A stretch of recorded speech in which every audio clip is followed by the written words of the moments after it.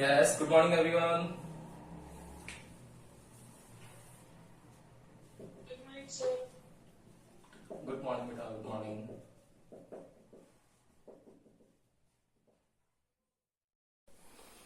कल हम लोगों ने चैप्टर नंबर 9 जो था हमारा मैकेनिकल प्रॉपर्टीज ऑफ सॉलिड्स वो कंप्लीट किया था. आज हम लोग mechanical properties of fluids start कर रहे हैं. मैकेनिकल प्रॉपर्टीज ऑफ सॉलिड्स पढ़ा था आप लोगों ने. मैकेनिकल प्रॉपर्टीज का मतलब बताया था मैंने आप लोगों को कि किसी भी ऑब्जेक्ट पर अगर हम लोग फोर्स लगाएं तो फोर्स लगाने से उसमें जो भी फोर्सेस लग रहे हैं वो सारे के सारे फोर्सेस इक्विलिब्रियम कंडीशन में प्रेजेंट होनी चाहिए. और इक्विलिब्रियम का मतलब क्या होता है कि जितने भी फोर्सेस हैं उन सबका वेक्टर सम जो हो वो जीरो हो या फिर उनका मैग्नीट्यूड हर एक फोर्स का इक्वल हो. ये लिखा था हम लोगों ने. देन वहां सॉलिड था. अब यहां पर आ गया फ्लूइड. ये फ्लूइड क्या होता है? यहां पर अगर आप लोगों को इस फ्लूइड के बारे में पढ़ना है तो सॉलिड्स पढ़ चुके हैं अब हम लोग. ये फ्लूइड जो होता है ना ये कॉम्बिनेशन होता है बेटा लिक्विड प्लस गैस मिक्सचर का. इसमें लिक्विड जो होता है उसका एनालिसिस 80% किया जाता है और जो गैसेस होती हैं उनका एनालिसिस 20% पे किया जाता है. अगर ये ओनली लिक्विड होगा क्या लिखते हैं? Mechanical properties of liquid. अगर गैस होता तो क्या लिखते हैं? Mechanical properties of gas. लेकिन अगर आप लोगों को फ्लूइड वर्ड दे रखा है तो उसका मतलब आप लोगों को समझना है कि उसमें लिक्विड अमाउंट ज्यादा है 80% और गैस अमाउंट के बारे में हम लोग बात करते हैं वो है 20%. ओके, फर्स्ट चीज तो ये क्लियर रखनी है. कोई दिक्कत है यहां तक आप लोगों को फ्लूइड समझने में? नहीं है ना? तो मैकेनिकल प्रॉपर्टी ऑफ फ्लूइड्स जो है इट इज द कॉम्बिनेशन है किस कौन से मिक्सचर का? Liquid mixture and gas mixture. Okay, then इसमें सबसे पहले जैसे वहां पर डिफॉर्मेशन फोर्स की बात की थी हम लोगों ने चैप्टर नंबर 9 में, वैसे ही यहां पर थ्रस्ट फोर्स की बात की जाती है. थ्रस्ट क्या है? ये थ्रस्ट एक टाइप का फोर्स है. कब लगता है? लेट सपोज एक कंटेनर है. इस कंटेनर में ये लिक्विड फिल कर रखा है हम लोगों ने. ये लिक्विड फिल कर रखा है. ओके, तो जब कंटेनर में हम लोगों ने लिक्विड फिल कर रखा है तो क्या होगा बेटा कि ये जो लिक्विड होगा इस सॉलिड की सरफेस पर फोर्स लगाएगा नहीं लगाएगा बाहर आने के लिए? बताओ. बाहर लगाएगा ना, फोर्स लगाएगा. और ये फोर्स ऑलवेज कैसा होगा? परपेंडिकुलर होगा ताकि उस सरफेस को ब्रेक करके बाहर आ सके. ऐसे ही तो लगेगा फोर्स. ये रहा फोर्स, ये रहा फोर्स. ठीक है, तो ये जो फोर्स है ना इसी फोर्स को बोलते हैं क्या? थ्रस्ट. क्लियर है कि जो लिक्विड है वो कांटेक्ट में हो किसके? सॉलिड के. तब लिक्विड जो है वो सॉलिड की सरफेस पर एक परपेंडिकुलर फोर्स अप्लाइड करता है. वही परपेंडिकुलर फोर्स जो होता है वो हमारा थ्रस्ट होता है. लिखें इसको, देखना क्या लिखेंगे हम लोग.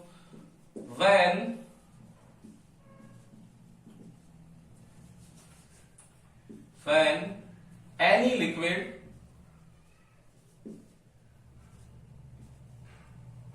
remains in contact with solid surface then a perpendicular force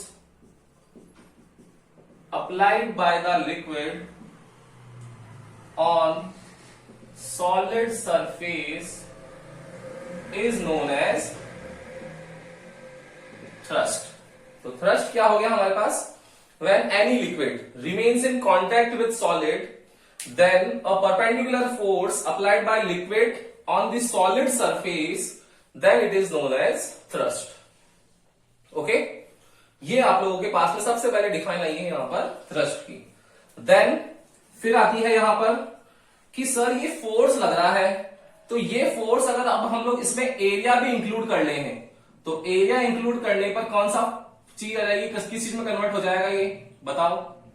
किसी को ये तो नहीं लग रहा ना कि सर यहां पर स्ट्रेस आएगा, रीस्टोरिंग फोर्स है. याद रखना स्ट्रेस जो होगा वो सॉलिड में लगेगा, यहां नहीं लगेगा. ठीक है ना? तो यहां तो क्या है? वो प्रेशर ही है.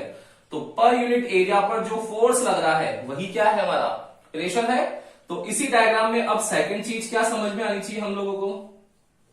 प्रेशर के बारे में. कि प्रेशर क्या होता है? क्या होगा प्रेशर? बताओ. वही चीज जो स्ट्रेस था, लेकिन स्ट्रेस कहां पर है, सॉलिड में, रीस्टोरिंग। यहां पर क्या है, प्रेशर है, तो क्या हो जाएगा, the force on per unit area is known as pressure. और P इक्वल टू क्या होगा, F अपॉन E। ये जो पर वर्ड है मैंने बता रखा है, पर का मतलब होता है 1/, यूनिट है, यूनिट का मतलब जो भी डिनोमिनेटर में आएगा उसकी वैल्यू क्या होगी, 1 होगी। किसकी वैल्यू होगी, एरिया की, ये एरिया की। तो एरिया की वैल्यू अगर 1 हो जाए और यूनिट क्या लगाते हैं, मीटर स्क्वायर, तो जो फोर्स लग रहा है वही फोर्स क्या है, प्रेशर है। तो क्या होगा, if area A equals to 1 metre square then P equals to F। तो जितना भी फोर्स अप्लाई किया है वही क्या है, हमारा प्रेशर है। आगे समझ में ये बताओ, थ्रस्ट और प्रेशर इजी है ना, कि थ्रस्ट होगा लिक्विड ने सॉलिड पे फोर्स लगाया वो, और प्रेशर होगा पर यूनिट एरिया पर जो फोर्स लगेगा वो। क्लियर। अब इस प्रेशर की अलग अलग एप्लीकेशंस आती है जो एग्जांपल्स की फॉर्म में है आप लोगों के। एक बार इसका स्क्रीनशॉट ले लो, देन इसके बाद इसके एप्लीकेशंस या इसके जो एग्जांपल्स है वो देखते हैं।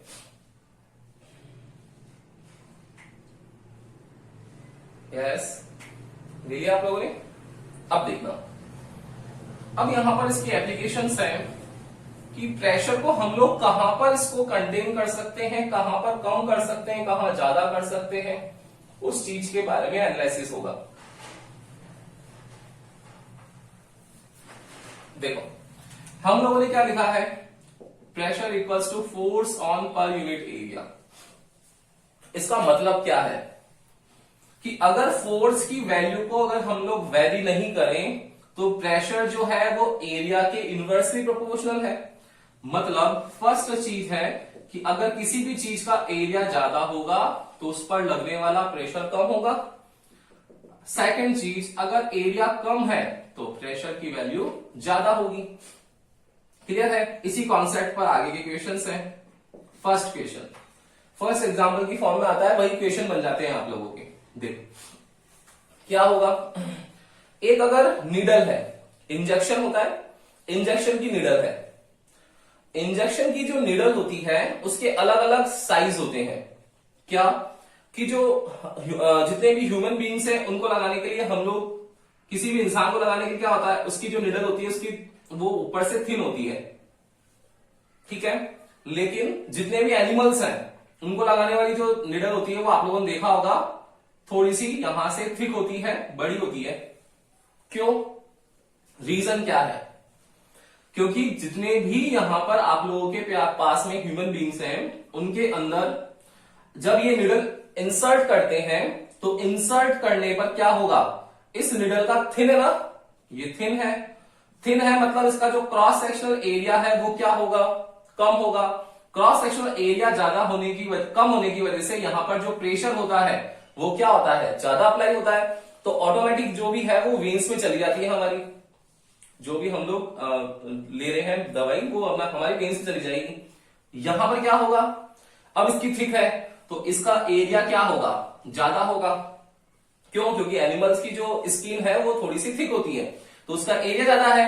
अब एरिया ज्यादा होने से क्या होगा, प्रेशर कम हो जाएगा, लेकिन वो स्किन में जाएगा ही नहीं। तो आप लोगों ने देखा होगा जितने भी वेटरनरी डॉक्टर्स होते हैं ये जब भी इंजेक्शन लगाते हैं तो ये इंजेक्शन ऐसे पकड़ करके और ऐसे लगाते हैं, देखा होगा आप लोगों ने ये चीज है ना। वेटरनरी डॉक्टर हमेशा इंजेक्शन ऐसे लगाता है, हमारे ऐसे लगा सकते हैं क्या, नहीं लगा सकते, ठीक है ना। वही वाला कॉन्सेप्ट है कि एरिया वहां पर उस निडल का ज्यादा होता है। अगर पतली निडल होगी तो वो उसकी स्किन से ब्रेक हो जाएगी तो उसका एरिया ज्यादा रखना ही पड़ेगा।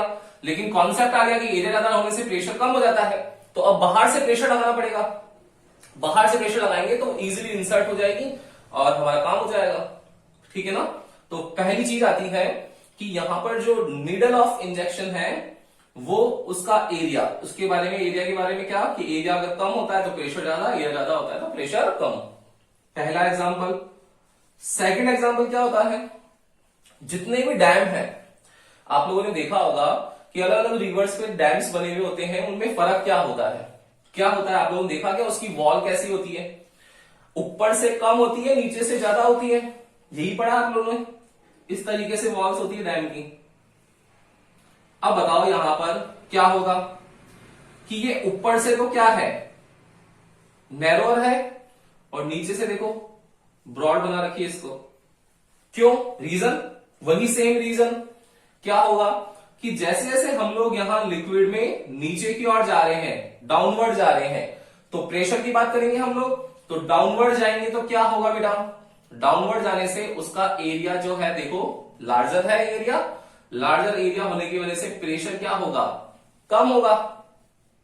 ठीक है, लेकिन हम लोग जैसे ऊपर आएंगे तो ऊपर आने पर पानी का जो लेवल है उसको मेंटेन करना है हम लोगों को, तो लेवल मेंटेन करने के लिए ऊपर का एरिया क्या है, कम है, तो उसका प्रेशर क्या कर देंगे हम लोग, ज्यादा हो जाएगा, तो वो जो डैम है उसकी वॉल्स ब्रेक नहीं होगी। क्लियर है? ऐसे ही आप लोगों ने देखा होगा सर्कस में गए हो क्या, सर्कस में देखा होगा आप लोगों ने कि एक इंसान है उसको नीचे लेटा देते हैं और एलिफेंट है उसके ऊपर पांव रखता है, तो वो जिंदा रहता है मर जाता है, जिंदा रहता है ना, जादू बोलते हो आप लोग उसको। ऐसा होता है क्या? आप लोग लेटो और हाथी का पांव रखो, जिंदा बचोगे क्या? नहीं। क्या होगा कि अगर एक नॉर्मल इंसान है और उसकी चेस्ट पर अगर एक हाथी अगर अपना पांव रख दे तो क्या होगा, उसका एरिया कम है, चेस्ट का एरिया कम है तो उसका प्रेशर क्या होगा, ज्यादा होगा।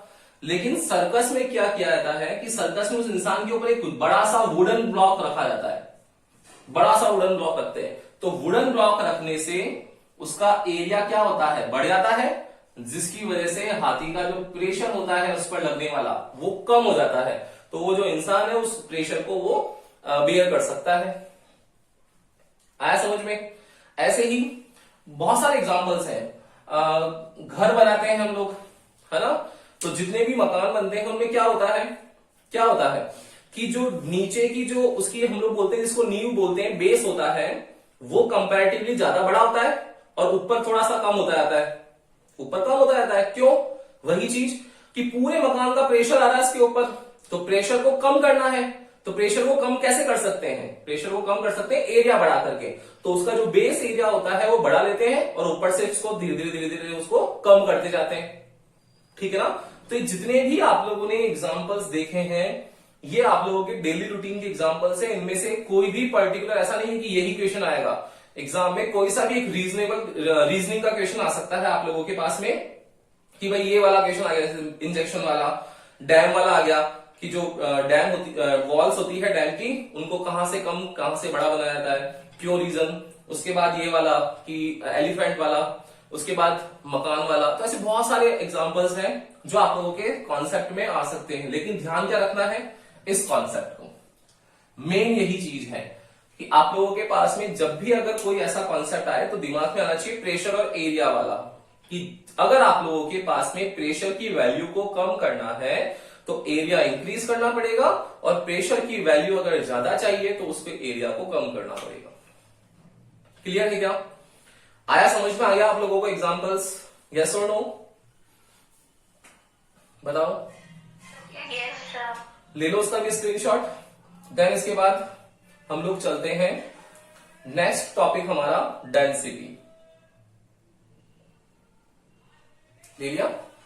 देखो, तो हम लोग बात कर रहे हैं फ्लूइड की, तो फ्लूइड में मैंने बताया आप लोगों को 80% हम लोग लिक्विड के बारे में बात करते हैं, 20% हम लोग गैस मिक्सचर के बारे में बात कर रहे हैं।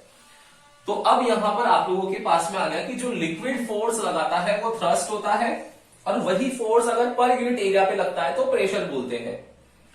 ये तो बात हो गई फोर्स के बारे में, दोनों फोर्स, थ्रस्ट फोर्स और प्रेशर। अब बात हो गई है यहां पर कि जो लिक्विड होगा उस लिक्विड की कोई ना कोई डेंसिटी भी होगी, तो नेक्स्ट आ रहा है यहां पर टॉपिक डेंसिटी। डेंसिटी इसको काफी सारी बुक्स में डी से डिनोट कर रखा है, काफी सारी बुक्स में इसको रो से डिनोट कर रखा है। ये सिंबल आप लोग सब जानते हो, रजिस्टिविटी के लिए यूज किया करते थे हम लोग 10th क्लास में। तो ये रो है सिंबल, और ये तो आप लोगों को पता ही है डी है, ठीक है ना। तो डी और रो दोनों से ही यूज किया जाता है डेंसिटी। क्या होगा बेटा, डेंसिटी है तो बताओ डेंसिटी की डिफाइन क्या होती है। डेंसिटी का फॉर्मूला होता है मास ऑन पर यूनिट वॉल्यूम। ये आप लोगों के सेकंड चैप्टर था यूनिट एंड डायमेंशन, उसमें बहुत सारी डायमेंशन लिखी हुई थी, तो किसी स्टूडेंट से मुझसे पूछा था कि सर ये तो है ही नहीं सिलेबस में अभी, तो मैंने आपको बताया था धीरे धीरे धीरे 15 चैप्टर तक पढ़ेंगे, तब तक आती रहेगी। देखो उसमें से आज आ जाएगी डेंसिटी। क्या होगा डेंसिटी? डेंसिटी के बारे में डिफाइन कर सकते हैं वही चीज। देखो जब भी डिफाइन लिखनी होती है, डिनोमिनेटर वाली टर्म को क्या कर लेते हैं हम लोग, 1 मान लेते हैं और उसकी यूनिट लगा देते हैं। तो 1 और वॉल्यूम की यूनिट क्या होती है, मीटर क्यूब। ठीक है, तो क्या हो जाएगा, द मास m ऑन पर, क्योंकि 1 ओवर है तो 1 ओवर के लिए पर लगाते हैं। वैल्यू कितनी हो गई 1, तो यूनिट वर्ड लिख देंगे। और फिजिकल क्वांटिटी कौन सी है, वॉल्यूम, तो वॉल्यूम लिख देंगे। तो the mass on per unit volume is known as density. The mass on per unit volume is known as density which is denoted by rho and D. Clear? अब इसके बारे में क्या लिखना चाहिए हम लोगों को, फिर वही यूनिट। तो यूनिट क्या हो जाएगा, फर्स्ट यूनिट एनकेएस की। एनकेएस में यूनिट क्या होगी बताओ, rho equals to m upon v है, तो मास की किलोग्राम मीटर क्यूब। अगर सीजीएस में लिखना चाहते हो आप लोग, तो सीजीएस में क्या हो जाएगी, सीजीएस में हो जाएगी ग्राम पर सेंटीमीटर क्यूब। क्लियर है? यहां तक कोई दिक्कत नहीं होगी आप लोगों को। ठीक है, फिर इसकी बात होती है डायमेंशन की। तो डायमेंशन क्या लिखोगे आप लोग, वही ब्लॉक लेटर्स में एमएलटी बिग ब्रैकेट में क्लोज, और किलोग्राम है तो 1, मीटर क्यूब है तो -3, टाइम है नहीं तो 0। ठीक है, ये आप लोगों के पास डायमेंशन आ जाएगी, कोई दिक्कत ही नहीं होगी डेंसिटी में आप लोगों को। क्लियर है ना? अब वर्ड आता है यहां पर नेक्स्ट, रिलेटिव डेंसिटी। ये आप लोगों के लिए नया है थोड़ा सा, तो नेक्स्ट हेडिंग लगाएंगे अब हम लोग रिलेटिव डेंसिटी। एक बार ले लो उसका भी स्क्रीनशॉट, फिर चलते हैं रिलेटिव डेंसिटी में। छोटे छोटे से टॉपिक्स हैं बेटा, स्टार्टिंग के चैप्टर्स आप लोगों को पता ही पड़ेगा, अब तक तो इतना समझ में आने लग गया फिजिक्स के अंदर कि स्टार्टिंग में थोड़ा बेस बनता है, देन उसके बाद कॉन्सेप्ट्स आते हैं ना। तो वही है यहां पर रिलेटिव डेंसिटी, और सेकंड बुक का सबसे लेंथी चैप्टर है आप लोगों का ये ध्यान रखना। सेकंड बुक का सबसे लेंथी चैप्टर है और 6 to 7 मार्क्स, हाईएस्ट वेटेज भी कंटेन करता है। 6 to 7 मार्क्स। इस टॉपिक से आप लोगों के नंबर ऑफ क्वेश्चंस बहुत सारे आते हैं, और जितनी भी जनरल साइंस है ना, जिसको हम लोग वर्ड देते हैं, एक तो 10 तक की होती है जनरल साइंस, एक 11 12 की जनरल साइंस होती है, वो जनरल साइंस है इस चैप्टर में। पूरे चैप्टर में आप लोग देखोगे कि हम लोग जा रहे हैं हाईवे पे और पास से ट्रक निकल रहा है, तो ट्रक निकल रहा है तो हम लोग को लगता है कि ट्रक हमें अपनी ओर खींच रहा है, फोर्स लगता है, होता है ना। रेलवे प्लेटफॉर्म पे खड़े होते हैं तो जैसे ट्रेन पास निकलती है हम लोग लगता है हम लोग ट्रेन की तरफ शिफ्ट हो रहे हैं, ये भी जनरल कॉन्सेप्ट है। फैन है, फैन रोटेट कैसे करता है, जनरल कॉन्सेप्ट है।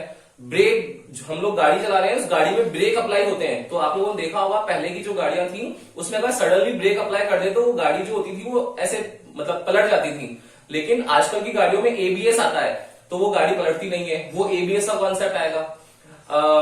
जितने भी आप लोग अभी देखते होंगे आईपीएल हो रहा होगा, मैच होता है क्रिकेट मैच, बॉल जो है वो स्पिन होती है, बॉल स्पिन जो होती है वो ये कॉन्सेप्ट आएगा।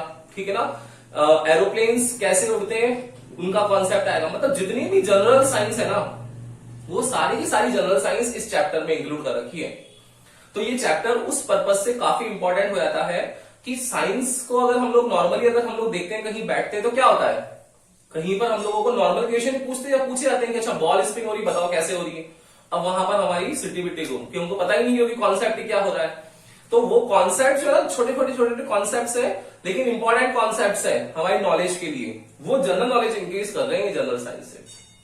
तो बहुत इंटरेस्टिंग टॉपिक आएंगे, अच्छा चैप्टर है, और ये भी याद रखना हाईएस्ट वेटेज का है, तो कोर्स वाइज भी ज्यादा इंपॉर्टेंट है। ठीक है ना। तो नेक्स्ट हेडिंग लगाना अब रिलेटिव डेंसिटी।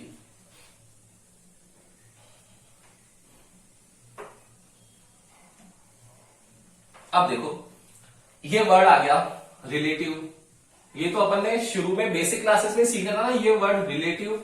रिलेटिव का मतलब क्या था, क्या बताया था मैंने कि कोई भी दो चीजें आएगी न्यूमरेटर डिनोमिनेटर की फॉर्म में, और जो डिनोमिनेटर में फॉर्म आएगा वो डिनोमिनेटर में हमेशा स्टैंडर्ड वैल्यू आएगी। ये चीज हम लोगों को पता ही है रिलेटिव डेंसिटी में। अब डेंसिटी किसकी निकाल रहे हैं, लिक्विड की। तो बताओ यूनिवर्सल लिक्विड कौन सा है, कौन सा यूनिवर्सल लिक्विड, वाटर। तो यहां पर स्टैंडर्ड वैल्यू किसकी आनी चाहिए, वाटर की आनी चाहिए ना। तो वही कॉन्सेप्ट है, देखो रिलेटिव डेंसिटी क्या होगा, इसको डिनोट करते हैं RD से, और इसका नोटेशन कुछ भी नहीं है यहाँ पर। रिलेटिव डेंसिटी क्या होगा? रिलेटिव डेंसिटी, ये डेंसिटी होती है relative density of any substances is given by the ratio of density of that substance to the density of liquid, और लिक्विड कौन सा? Water, density of water.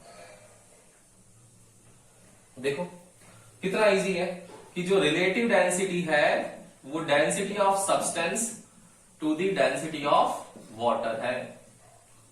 ये आप लोगों के पास में रिलेटिव डेंसिटी होती है। तो माइंड में आएगा कि सर डेंसिटी ऑफ वाटर कितनी होगी, वो स्टैंडर्ड वैल्यू है तो पता होगी हम लोगों को, जो चीज यूनिवर्सल है वो पता होनी चाहिए। तो डेंसिटी ऑफ वाटर पता होगी हम लोगों को क्या क्या होती है। तो एक टेबल है, स्टैंडर्ड वैल्यूज होती है रिलेटिव डेंसिटी की, वो हम लोग फाइंड कर सकते हैं। कौन कौन सी होती है? देखो मैं यहां पर सब्सटेंसेस के नाम लिख रहा हूं और यहां पर उनकी डेंसिटी के बारे में लिख रहा हूं मैं। डेंसिटी की यूनिट क्या होती है?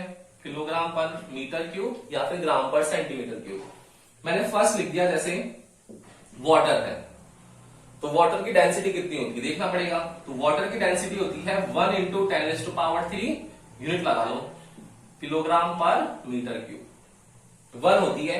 और 10⁻³ किस लिए है? क्योंकि वो ग्राम को कन्वर्ट करते हैं, 1 ग्राम मोल होता है उसको कन्वर्ट करते हैं। आप लोग मोल कॉन्सेप्ट पढ़ रहे होंगे, अभी केमिस्ट्री में पढ़ा होगा आप लोगों ने।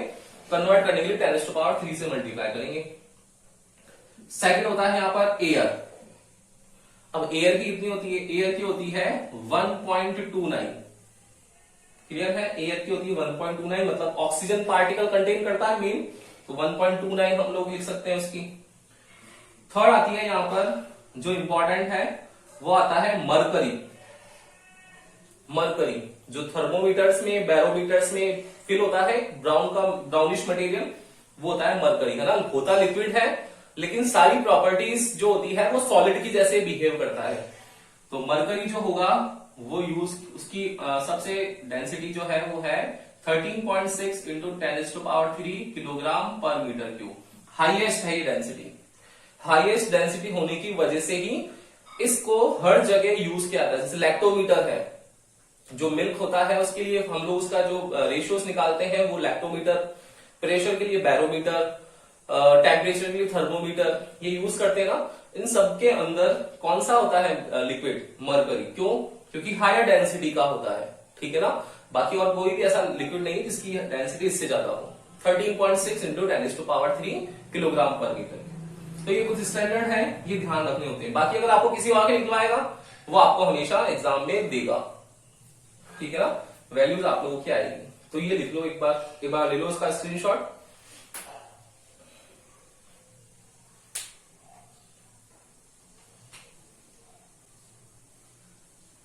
डन, ले लिया screenshot.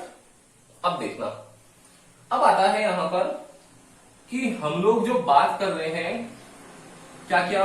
Thrust, pressure, density, relative density, 4 चीजें पढ़ ली हम लोगों ने। इसमें से अब बात होती है कि अगर हम लोग थ्रस्ट, प्रेशर और डेंसिटी 3 टॉपिक है, इन तीनों टॉपिक को एक साथ मिला ले अगर हम लोग, किन किन टॉपिक्स को? प्रेशर को, डेंसिटी को और थ्रस्ट को, तो क्या टॉपिक बनता है? तो नेक्स्ट फर्स्ट हेडिंग जो आती है इस टॉपिक की स्टार्टिंग की, वो आती है pressure exerted by the column.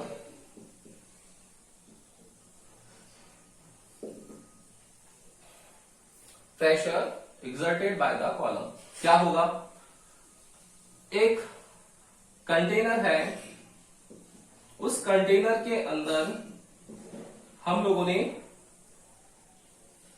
एक लिक्विड कॉलम है, एक ऑब्जेक्ट है जिसको इमर्स कर दिया है। बताओ इमर्स करोगे तो उसका ये पॉइंट टॉप पॉइंट है, पॉइंट P, इसको नाम दे देते हैं पॉइंट Q। क्या होगा? ये प्रैक्टिकल आप लोग डेली रूटीन में हम लोग बहुत बार करते हैं। जब भी हम लोग नहाने जा रहे होते हैं तो बकेट के अंदर एक वो मग है और मग को हम लोग पानी के अंदर जैसे ही अंदर डालते हैं तो वो जाता नहीं है, फिर ज्यादा फोर्स लगाते हैं तो सारा लिक्विड उसके अंदर आ जाता है और वो नीचे रहता है मग, होता है ना। वही तो काम है ये भी, कि ये जो ऑब्जेक्ट है ये इसके अंदर इमर्स नहीं होगा, लेकिन अगर हम लोग यहां से एक प्रेशर अप्लाई करें तो प्रेशर अप्लाई करने से क्या होगा, देखो प्रेशर को पी से लिखेंगे तो उसको नाम दे दो के और एल, ताकि आपको डिनोमिनेशन ना हो, प्रेशर है ना। तो यहां पर क्या करेंगे हम लोग, प्रेशर अप्लाई करेंगे। लेट्स सपोज ये प्रेशर है P1, एक ऑब्जेक्ट है सिलेंड्रिकल कॉलम है, इसका मतलब इसका एरिया जो होगा वो तो दोनों का क्या होगा, सेम ही होगा। अब क्या होगा, जैसे ही हम लोगों ने प्रेशर लगाया तो प्रेशर लगाने से क्या होगा बेटा, कि लिक्विड जो होगा वो लिक्विड भी एक फोर्स लगाएगा ऊपर की तरफ, लिक्विड भी एक फोर्स लगाएगा। आगे चल के देखेंगे हम लोग उसको कि बायंसी फोर्स बोलते हैं, कि जो लिक्विड लगाता है फोर्स, है ना। अभी के लिए सोचो कि लिक्विड भी एक फोर्स लगाएगा, ये लिक्विड ने भी एक फोर्स लगाया, वही फोर्स पर यूनिट एरिया पे लग रहा है तो प्रेशर हो गया P2। लेट्स सपोज इस कॉलम की, सिलेंड्रिकल कॉलम की लेंथ है या हाइट है h है, क्लियर है। दूसरी चीज अब क्या होगा कि आपके माइंड में एक चीज और आएगी कि सर 5th चैप्टर पढ़ के आए हम लोग न्यूटन्स वाला, उसमें हम लोगों ने ये भी देखा था कि कोई भी एक ऑब्जेक्ट जो है वो डाउनवर्ड मोशन तब करता है जब उस ऑब्जेक्ट का वेट फोर्स भी काम करता है। तो आप लोगों का दिमाग चलेगा कि सर लिक्विड है तो ये प्रेशर तो लिक्विड ने लगाया है, ये प्रेशर हम लोगों ने बाहर से एक्सर्ट किया है, ये प्रेशर लिक्विड ने लगाया है, लेकिन इसका भी तो कोई ना कोई वेट है, इसका भी तो कोई ना कोई वेट है, तो वो वेट फोर्स कहां मूव करेगा, mg नीचे की तरफ। आया समझ में। तो अब आ गया आपके दिमाग में कि सर देखो ये प्रेशर है, ये एरिया है, तो इस प्रेशर और एरिया से फोर्स निकाल लेंगे, इस प्रेशर और एरिया से फोर्स निकाल लेंगे और mg आ गया। इन तीनों का कॉम्बिनेशन बना करके हमारे पास आंसर आ सकता है। क्या आ सकता है देखते हैं। देखो तो क्या होगा, because we know that pressure equals to force on per unit area, therefore force की वैल्यू आ जाएगी P इंटू ए। क्लियर है। अब देखो क्या लिखा था हम लोगों ने न्यूटन्स कंस्ट्रेंट में, therefore according to Newton's constraint, देखो क्या आ जाएगा, ये दोनों फोर्स सेम डायरेक्शन में है और ये वाला अपोज कर रहा है P2, तो क्या होगा बताओ, F1 प्लस mg, ये F1 प्लस mg किसके इक्वल होगा, अपोजिट डायरेक्शन वाले फोर्स के, F2 के। वैल्यू लिख लो, F की क्या लिख सकते हैं, P और A से मल्टीप्लाई करके, तो P1 एरिया तो वही है प्लस mg इक्वल्स टू इसका लिख सकते हैं P2A। क्लियर। इस इक्वेशन को हम लोग अरेंज कर सकते हैं, रीअरेंज। देखो क्या कर सकते हैं, ये P2A रख लो उधर, इसको उधर लेके जाओ तो क्या हो जाएगा, माइनस का P1A equals to mg। Clear है। तो ये तो बात कर ली हम लोगों ने किस किस की, सॉलिड पे जो फोर्स लगाया वो थ्रस्ट फोर्स, प्रेशर। देखो थ्रस्ट और फोर्स, थ्रस्ट और प्रेशर जो हम लोगों ने पढ़ा था उसके बारे में बात कर ली। अब आपका दिमाग चलेगा कि सर लिक्विड भी तो है, तो डेंसिटी की बात करते हैं। डेंसिटी क्या होती है बेटा, क्या होती है, बिकॉज रो इक्वल्स टू होता है मास ऑन पर यूनिट वॉल्यूम। तो अगर हम लोग यहां से m निकालें तो रो इंटू वी लिख सकते हैं क्या, बिल्कुल लिख सकते हैं। तो क्या आ जाएगा इससे, P2 minus P1 multiply by A और m की जगह लिख देंगे हम लोग रो वी जी। वॉल्यूम का आप लोगों को जब भी आता है, मैंने बताया था शुरू में ही सेकंड चैप्टर में कि वॉल्यूम जब भी आए उसको मीटर क्यूब में लिखो और मीटर क्यूब को मीटर स्क्वायर डॉट मीटर की फॉर्म में लिखते हैं। मीटर स्क्वायर मतलब उसका एरिया और मीटर मतलब उसकी हाइट, लेंथ, विड्थ, वही आएगा। तो यहां वॉल्यूम को हम लोग क्या लिख सकते हैं बेटा, P2 minus P1 multiply by A रो, इस V को लिख सकते हैं हम लोग क्या, वॉल्यूम क्या होगा, एरिया, तो इस लिक्विड का एरिया मल्टीप्लाई बाय इसकी लेंथ, लेंथ मतलब इसकी हाइट, और ये G। देखो इस A से A कट कैंसिल हो गया क्या, तो प्रेशर कितना आ गया, P2 minus P1 equals to rho GH। ये आप लोगों के पास में आंसर आ गया। क्या, कि जब भी किसी भी ऑब्जेक्ट को, वापस सुनना, मार्क माय वर्ड, जब भी अगर किसी ऑब्जेक्ट को लिक्विड के अंदर इमर्स करना है आपको, तो लिक्विड में इमर्स करने पर उसके जो टॉप पॉइंट और बॉटम पॉइंट पर प्रेशर डिफरेंस क्रिएट होता है, वो प्रेशर डिफरेंस डिपेंडेंट होता है किस किस पर, डेंसिटी ऑफ लिक्विड पर, उसके जो नीचे से ग्रेविटी खींच रही है उसको उस पर, और उसकी ऑब्जेक्ट की हाइट कितनी है उस पर। ठीक है, तो जितने भी शिप होते हैं आप लोगों ने देखा होगा, शिप्स जो होते हैं उनका 1/3 पोर्शन तो ऊपर रहता है और 2/3 पोर्शन पानी के अंदर होता है। क्यों होता है उसका रीजन सोच के आना आप लोग कल, मुझे बताना कि क्यों सर इस कॉन्सेप्ट के अकॉर्डिंग आएगा वो, रो जी एच के अकॉर्डिंग। ठीक है ना, तो यहां पर आप लोगों के पास में प्रेशर डिफरेंस आ गया है, pressure exerted by the column which is rho G H. ये इंपॉर्टेंट फॉर्मूला है, बहुत काम आएगा आगे वाले जितने भी टॉपिक्स आएंगे उनमें। क्लियर है ना, तो क्या करा, देखो इजी सा, दोनों सेम डायरेक्शन में थे, दोनों फोर्सेस को ऐड कर लिया, ये अपोजिट था उसको इक्वल करके आंसर निकाल लिया हम लोगों ने, रो जी एच। क्लियर है क्या, आया समझ में यहां तक, यस और नो? Yes sir. इजी है ना टॉपिक्स, इंटरेस्टिंग भी है, जनरल साइंस के टॉपिक्स है ना, तो आप लोगों को आगे देखना इसमें और इंटरेस्टिंग होता जाएगा ये। तो अब हम लोग इसके आगे कल करने वाले हैं, यहां तक जितना भी करवाया है इजी है, अगर फिर भी आप लोगों को नीड होती है पूरा वीडियो देखो, जो टॉपिक्स हैं इसके जो एग्जांपल्स हैं उन पर बेसिस जो क्वेश्चंस आते हैं उनकी प्रैक्टिस करो, और फिर इसके आगे हम लोग कल करेंगे। Okay, good day.